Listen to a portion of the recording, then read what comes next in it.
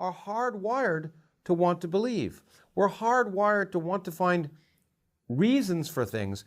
In the savannah in Africa, the trees could be rustling, and you could choose to say, well, there's no reason for that, or maybe it's due to a lion. And those individuals who thought there might be no reason never lived long enough to survive to procreate. And so it's not too surprising we want to find explanations for everything, and we create them if we need to satisfy ourselves, because we need to make sense of the world around us. And what we have to understand is that what makes sense to the universe is not the same as what makes sense to us. And we can't impose our beliefs on the universe. And the way we get around that inherent bias is by constantly questioning both ourselves and all the information we receive from others. That's what we do in science, and it works beautifully in the real world as well. None of us has the truth. The only way to find out that if you're deceiving yourself or not, if you've gone off the rails, if you're wrong in some way, is to listen to other people who disagree with you. I started encountering other people that disagreed with me.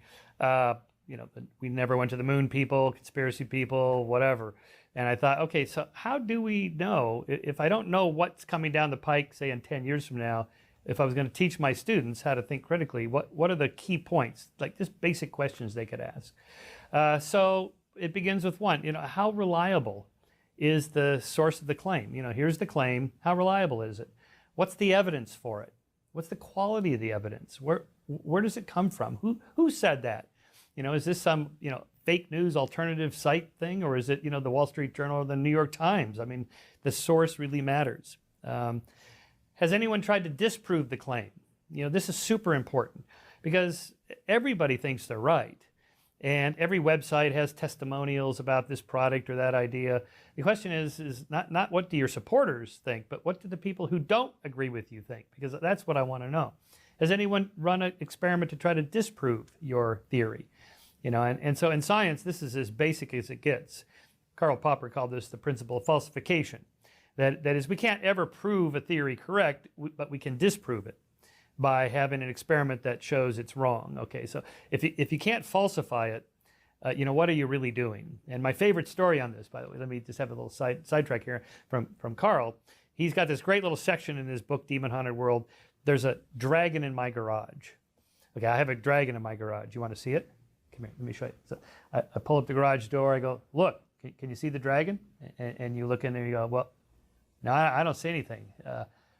Sorry. This is an invisible dragon. An invisible dragon? Yeah, he's invisible. Well, what if we put some flour on the ground and then we'll get the footprints of the dragon? Well, no, see, this is a special dragon that hovers above the ground. It floats. It's an invisible floating dragon. An invisible floating dragon. Okay.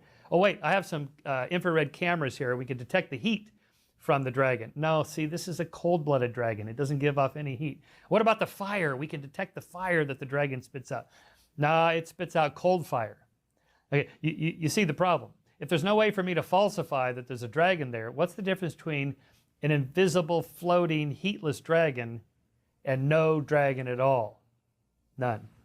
And of course, we can apply this to God or any other supernatural, paranormal type phenomenon. If I can't debunk it, if I can't falsify it, if there's no way to test it, then how will we ever know it's true? This is the core of the baloney detection kit. We have to be able to get to whether it's true or not in some way. So it's not just my opinion versus your opinion, and we shout at each other. Then we want to know is, does the claimant's personal belief somehow enter in? Because of course we all have personal opinions and beliefs about things. My politics, my religion, my ideology can influence me. It doesn't make it wrong, but it's good to know if somebody has an agenda. So when you watch Fox News, you know that they have an agenda for sure. Or there's other sources on the left that have a liberal agenda, maybe NPR, who knows. But you see, it's good to know that, just in case. So when you hear the fact, you go, well, maybe, but I know this guy has an agenda. So, that's the kind of thing. Does the new idea being proposed account for the same amount of information that the old idea does and some of the new anomalies that the old idea can't explain? So people offer theories, so-called alternative theories of physics, for example. And they always send them to me going, hey, listen, I'm not good at math, but if you help me with the math, I'll share the Nobel Prize with you. Like, right. I don't do math and physics, so you might take it to the local high school physics teacher before you announce that you've made the greatest discovery since Newton and Einstein.